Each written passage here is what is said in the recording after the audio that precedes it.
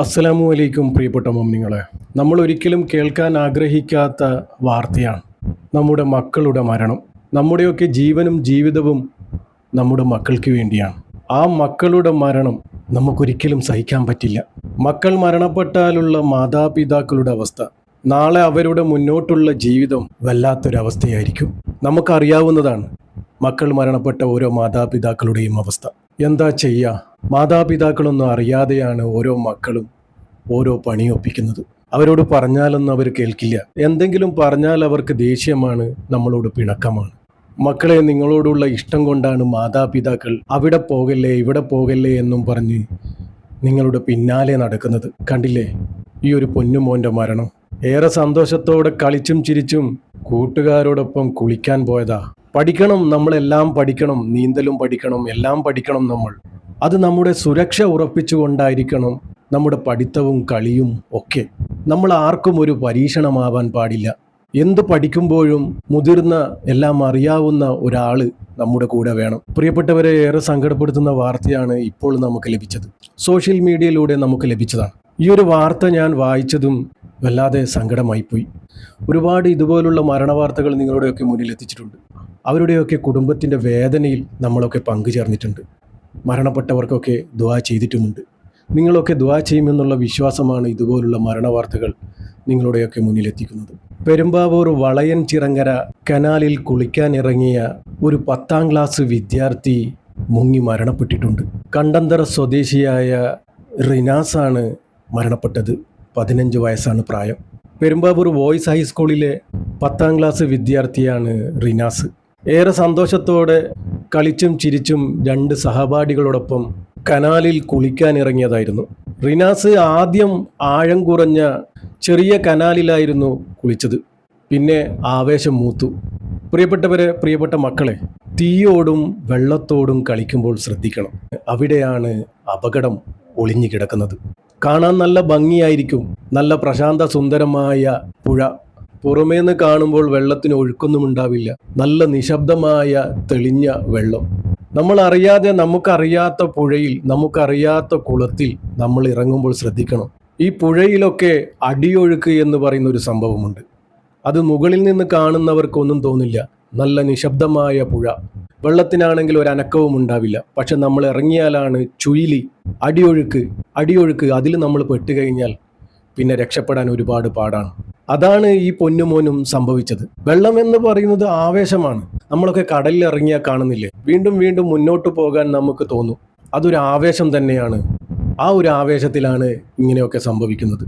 അതും നമുക്ക് നീന്താൻ അറിയാത്ത ഒരാളാണ്. അപ്പോൾ നമ്മൾ ഒരു പരീക്ഷണത്തിന് നമ്മൾ പോകരുത്. നീന്താൻ പഠിക്കുക. നീന്തൽ പഠിത്തം നമുക്ക് നല്ലതാണ്. നമ്മുടെ ഒരു പ്രൊട്ടക്ഷന് എപ്പോഴും നല്ലതാണ്. പക്ഷെ വെള്ളത്തോടുള്ള ആ കളി അരുത്. എത്രയെത്ര മക്കളാണ് തുടർച്ചയായി അടുത്തടുത്തായി മരണപ്പെട്ടത്. നമ്മളൊക്കെ വാർത്തയിൽ കേട്ടതല്ലേ. നമ്മൾ തന്നെ നിങ്ങളുടെയൊക്കെ മുന്നിൽ എത്തിച്ചിട്ടുണ്ട്.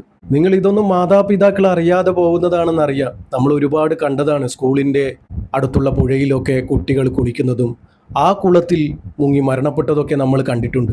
അപ്പോൾ വെള്ളം എന്ന് പറയുന്നത് ഒരു ആവേശമാണ്. നമുക്ക് ഇനിയും മുന്നോട്ട് പോകാനേ നമുക്ക് തോന്നുകയുള്ളൂ. അത് നമ്മുടെ അപകടത്തിലായിരിക്കും. ശ്രദ്ധിക്കുക. അതുപോലെയായിരുന്നു ഈ കുട്ടിക്കും സംഭവിച്ചത്. ആദ്യം ചെറിയ കനാലിലായിരുന്നു ഈ മോന് കുളിച്ചുകൊണ്ടിരുന്നത്.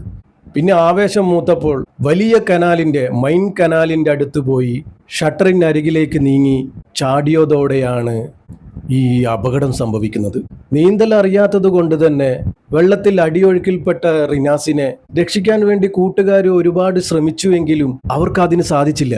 അങ്ങനെ ഇവരുടെ നിലവിളി കേട്ടാണ് അവിടെയുള്ള നാട്ടുകാരും രക്ഷാപ്രവർത്തകരും അവിടെ എത്തുന്നത്. അവിടെയുള്ള നാട്ടുകാരും പഞ്ചായത്ത് അംഗങ്ങളും കൂടി രക്ഷാപ്രവർത്തനം നടത്തി.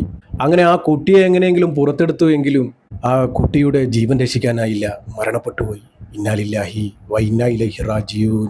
പ്രിയപ്പെട്ട മക്കളെ, ഇതൊക്കെ നിങ്ങളൊന്ന് ശ്രദ്ധിക്കണം. മാതാപിതാക്കളൊക്കെ പറയുന്നത് നിങ്ങളൊന്ന് കേൾക്കണം. ഇതുപോലുള്ള അപകടം വരാതിരിക്കാനാണ് നിരന്തരം മാതാപിതാക്കൾ നിങ്ങളെയൊക്കെ ഉപദേശിക്കുന്നത്. പടച്ചറബ്ബ് നമ്മുടെ മക്കൾക്കൊക്കെ നല്ല ബുദ്ധി തോന്നിച്ചു കൊടുക്കട്ടെ.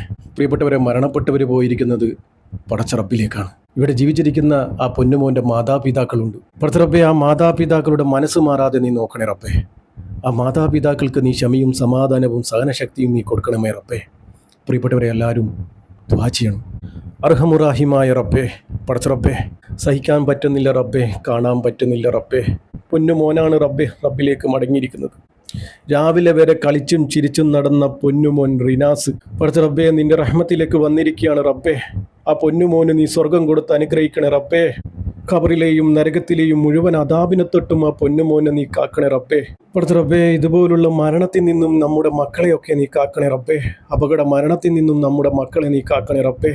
കീറി മുറിഞ്ഞ് പോസ്റ്റ്മോർട്ടം ചെയ്യുന്ന വിധത്തിലുള്ള മരണങ്ങളെ തൊട്ട് ഞങ്ങളെ മക്കളെയൊക്കെ കാക്കണേ റബ്ബേ. പടച്ച റബ്ബേ, പൊന്നുമോൻ്റെ മാതാപിതാക്കൾക്ക് നീ ക്ഷമയും സമാധാനവും സഹനശക്തിയും നീ കൊടുക്കണമേ റബ്ബേ. പടച്ച റബ്ബേ, നിനക്കറിയാലോ ആ മാതാപിതാക്കളുടെ വിഷമങ്ങളും പ്രയാസങ്ങളും. അവരുടെ മനസ്സ് മാറാതെ നീ നോക്കണേ റബ്ബേ. അവരുടെ നാളെ മുന്നോട്ടുള്ള ജീവിതം നീ റാഹത്തിലാക്കി കൊടുക്കണേ റബ്ബേ, സന്തോഷത്തിലാക്കി കൊടുക്കണേ റബ്ബേ. അല്ലാഹുവേ, നമ്മുടെയൊക്കെ ജീവിതവും മരണവും നീ സന്തോഷത്തിലാക്കി തരണേ റബ്ബേ. ഈമാനോടുകൂടി ജീവിച്ച് ഈമാനോടുകൂടി മരിക്കാനുള്ള ഭാഗ്യം ഞങ്ങൾക്ക് ഏവർക്കും നൽകണേ റബ്ബേ. അവസാനം ലാ ഇലാഹ ഇല്ലല്ലാ എന്ന് ചൊല്ലി പുഞ്ചിരിച്ച് മരിക്കാനുള്ള ഭാഗ്യം ഞങ്ങൾക്ക് ഏവർക്കും നൽകണേ റബ്ബേ. പടച്ച റബ്ബേ, ഈ പാപിയായ സാധാരണക്കാരായ ഞങ്ങളുടെ ദുആ നീ സ്വീകരിക്കണേ റബ്ബേ. ഈ പൊന്നുമോൻ്റെ ഖബറിലേക്ക് നീ എത്തിച്ചു കൊടുക്കണേ റബ്ബേ. ആമീൻ ആമീൻ യാ റബ്ബൽ ആലമീൻ. പ്രിയപ്പെട്ടവരെല്ലാവരും ദുആ ചെയ്യുക. പറ്റുന്നവരൊക്കെ യാസീനും ഫാത്തിയും ഓതി ഹദിയ ചെയ്യുക ഇൻഷാ അല്ലാഹ്. ദുആ വസിയത്തോടെ അസ്സലാമു അലൈക്കും വറഹ്മത്തുള്ളാഹി.